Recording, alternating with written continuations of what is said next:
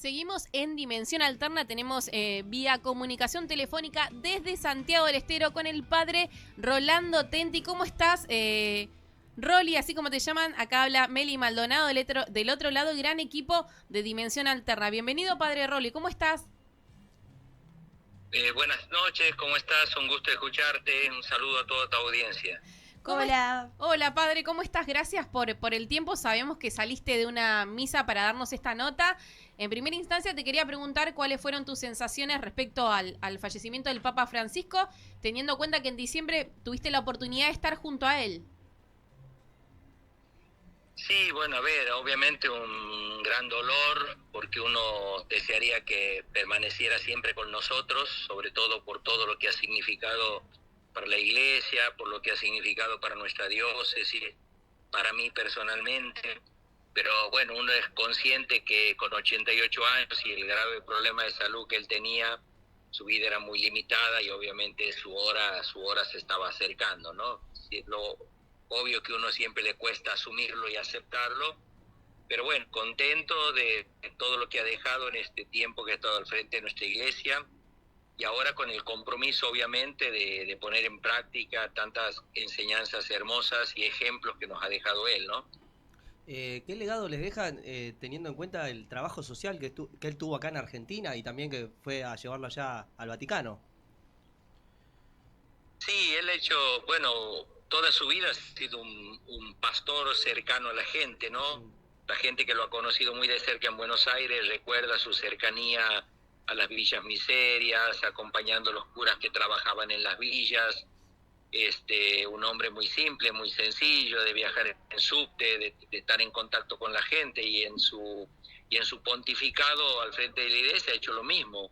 Ha estado cerca de los últimos. De hecho, los viajes apostólicos que él ha hecho, ha ido a lugares del mundo que ningún otro papa había visitado y que para muchos sería impensado, y sin embargo él ha preferido justamente visitar naciones probadas o por pobreza o por guerras o por distintas situaciones que hacía la vida de esa gente tan dura y difícil, y ha ido llevando un mensaje de esperanza a ellos, ¿no?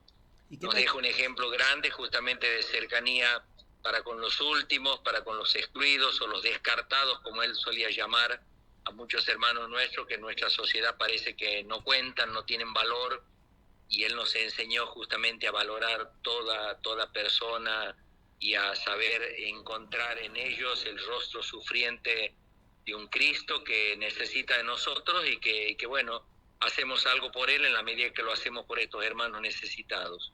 ¿Y qué mención tiene respecto a su formato de romper protocolo? Porque las solemnidades que tiene por ahí el cargo, pero él era como que salía un poco de eso y llamaba la atención. Sí, lo que llamaba la atención, por ahí la gente en Roma muy acostumbrados a seguir un cierto protocolo, obviamente el hombre los ha desconcertado en ese sentido, ¿no? Desde el momento de no vivir en el Vaticano, elegir vivir en Santa Marta, haber renunciado a su sueldo, nunca percibió un sueldo por su pontificado, en fin, demasiados signos de una persona especial y diferente, ¿no? De hecho, no ha querido ser sepultado ahí en la Basílica de San Pedro, en la gruta que está en el subsuelo, donde hay muchos papas allí sepultados, y decidió ser sepultado en Santa Marta, también con una tumba muy sencilla que tenga simplemente el nombre Francisco, ¿no? Yo creo que esto habla de lo que ha sido toda su vida, y como vos dices, esto de salir muchas veces del protocolo ahí en el Vaticano, más de una vez lo sorprendía porque salía a caminar solo, ningún otro papa hacía una cosa así, ¿no? Pero bueno, quien lo conoció a Francisco sabe que él era capaz de estas cosas.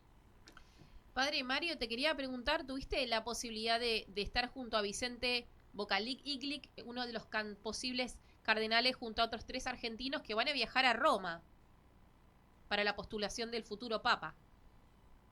Sí, nuestro obispo ha viajado esta mañana, en realidad un viaje que él ya tenía previsto, no fue especialmente por la muerte de Papa Francisco, él ya tenía previsto viajar porque él es religioso, pertenece a la congregación de los padres vicentinos, y están celebrando un aniversario muy importante de su congregación, así que por eso iba, y además para tomar posesión de la iglesia que en Roma el Papa Francisco le había asignado, porque cuando designa un cardenal el Papa, le designa también una iglesia donde él toma posesión, sería como para que sea como un rector de esa iglesia. Entonces ha ido a tomar posesión de esa iglesia que el Papa le había otorgado con su ordenación como cardenal. Obviamente ha coincidido ahora que justo fue la muerte de Francisco, así que me imagino que va a estar en su sepultura el próximo sábado y participando en el cónclave en la elección del nuevo obispo, del nuevo papa. Obvio que él también puede ser candidato porque es cardenal, pero no, obviamente nadie lo conoce, así que supongo que la elección va a girar en torno a 5, 6, 7 cardenales, los más conocidos de todos, me imagino una cosa así, ¿no? ¿Y qué expectativas hay del próximo papa? Más o menos entre ustedes se hablan, digo, ¿quién podría ser el candidato? ¿Hay alguna...? No, a ver, expectativas, sí. La única expectativa que uno tiene es que quien venga, siga la línea de Francisco. Esa sería la expectativa que desearíamos todos, ¿no?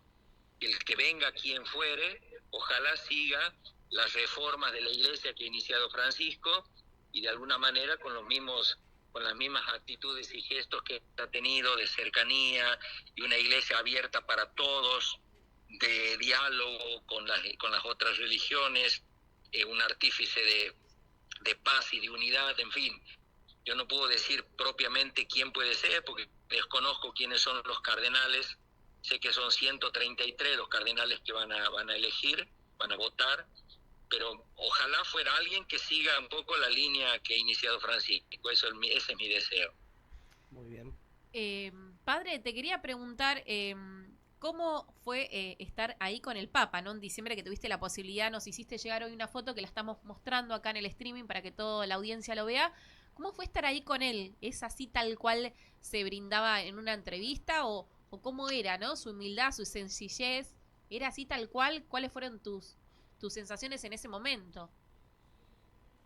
Sí, a ver, obviamente mucha alegría de que habiendo ido a Roma para acompañar a nuestro arzobispo en su designación como cardenal, el Papa Francisco nos haya querido dar una audiencia privada a un grupo no muy numeroso de santiagueños, más otros que viven en Roma, que estuvieron con nosotros participando de ese encuentro con él. Fue un encuentro muy ameno, el abierto a que le preguntáramos lo que quisiera, lo que quisiéramos, tanto que yo le hice una pregunta, bueno, le digo, ¿cuándo va a Santiago? Le digo, me dice, no, eso solamente la Santísima Trinidad lo sabe, me dice, por ahora no está programado. Esa fue su respuesta. No te la puedo creer. Yo le llevé una carta de una confirma de 1.800 santiagueños que firmaron la nota pidiendo que venga a Santiago. Nosotros no dudábamos de que si él venía a la Argentina, Santiago iba a ser el primer lugar que iba a visitar.